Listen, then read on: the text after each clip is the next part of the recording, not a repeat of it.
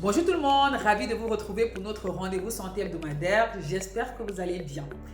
Aujourd'hui, on va parler du frottis cervico-vaginal qu'on réalise chez les femmes dans le cadre du dépistage du cancer du col de l'utérus. À tout de suite.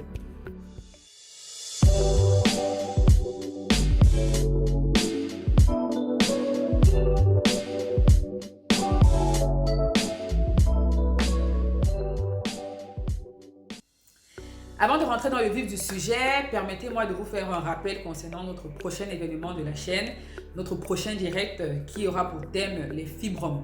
Donc, ce sera le 20 novembre à 19h heure de France sur cette chaîne. Donc, je vous laisse faire la correspondance horaire en fonction du pays depuis lequel vous me suivez.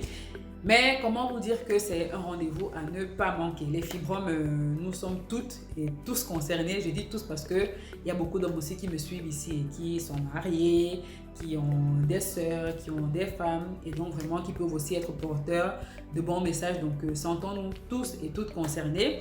Je serai avec le docteur Letty, que certains connaissent déjà ici, qui est gynécologue, spécialiste du sujet et qui sera donc là avec nous pour répondre à toutes nos questions.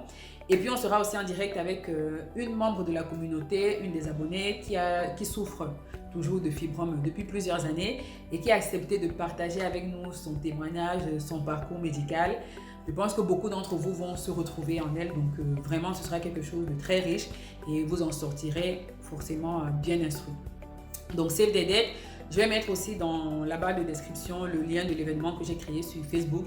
N'hésitez pas à cliquer dessus pour plus d'informations. N'hésitez pas à nous dire si oui ou non vous pensez être des nôtres. Ça nous permettra aussi de nous organiser en fonction du nombre de personnes.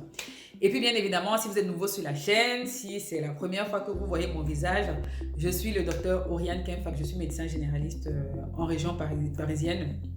Et donc j'ai créé cette chaîne pour divulguer de l'information médicale de façon très simple. Alors, la médecine, c'est une science qui est très simple quand on la comprend. Donc, si c'est un sujet qui vous intéresse, si vous êtes soucieux d'améliorer votre santé, eh bien, n'hésitez pas à vous abonner et à activer votre cloche de notification pour que YouTube vous prévienne chaque fois que je publierai du nouveau contenu. Alors, le cancer du col de l'utérus, c'est un cancer qui est causé par des virus de la famille des papillomavirus. Donc, ce sont des virus qu'on contracte par voie sexuelle qui vont provoquer une infection donc virale.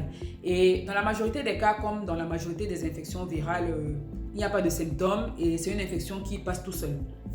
Mais dans une minorité des cas, cette infection va persister au niveau du col de l'utérus et va donc entraîner des lésions du col qui vont progressivement se transformer en cancer. Le but du frottis, c'est donc d'aller prélever des cellules du col pour vérifier qu'elles ne sont pas anormales afin d'agir avant que le cancer ne se déclenche. À qui s'adresse ce dépistage? Alors, ce dépistage s'adresse à toutes les femmes âgées de 25 à 65 ans qui ont déjà eu des rapports sexuels. Parce que comme je l'ai dit, c'est un virus qui se transmet par voie sexuelle. Pourquoi 25 ans? Parce que tout simplement, quand vous contractez le virus, il faut de nombreuses années avant qu'il commence à donner des lésions. Donc, si on fait le dépistage trop tôt, on ne va rien voir. Et donc, le consensus, je vais y arriver, scientifique, donc c'est 25 ans. Donc, vous débutez à 25 ans. Si le frottis est normal, un an après, vous refaites le frottis. Et s'il est normal, vous allez le faire tous les 3 ans jusqu'à l'âge de 30 ans. Et à partir de 30 ans, ce sera tous les 5 ans.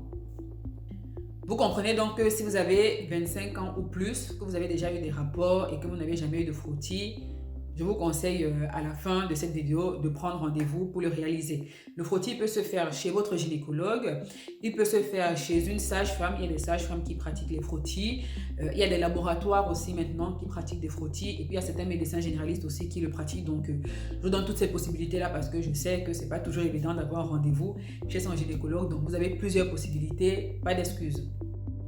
Alors concrètement, comment est-ce que ça se passe? C'est un examen qui est vraiment rapide, indolore et très simple.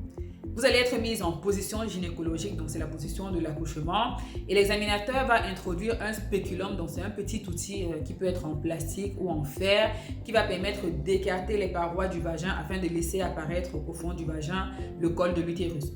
Avec une petite brosse, donc il va aller frotter au niveau du col de l'utérus pour prélever des cellules. C'est un examen qui est tout à fait indolore et donc le prélèvement sera envoyé au laboratoire pour examen. L'examen est indolore vraiment, alors c'est un peu gênant parce que bien évidemment c'est jamais agréable de se faire fouiller le vagin, mais vraiment c'est indolore. Vous pouvez saigner un petit peu à la fin de cet examen parce que le col est très fragile, donc il peut saigner facilement, mais voilà, c'est des saignements qui ne sont pas inquiétants, c'est vraiment des traces. Le prélèvement est donc envoyé au laboratoire et vous avez les résultats quelques temps après. Si le résultat est normal, vous le répétez donc selon les modalités que j'ai dites précédemment. Et s'il est anormal, vous serez dirigé vers votre gynécologue pour la suite de la prise en charge. Voilà donc pour l'essentiel à savoir sur le frottis cervico-vaginal. J'espère vous avoir appris quelque chose aujourd'hui.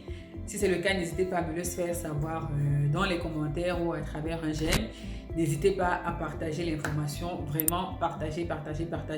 Je ne sais pas, mais moi j'ai l'impression que sur les réseaux sociaux, les fausses informations, les intox sont celles qui se partagent le plus que les vraies informations et il faut contre-attaquer cela, pardon.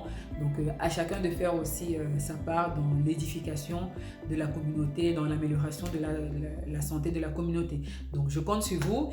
Je vous donne rendez-vous dimanche prochain pour un nouveau sujet santé. D'ici là, prenez bien soin de vous. N'oubliez pas d'aller dans la barre de description pour notre événement. Et prenez bien soin de vous. À votre santé.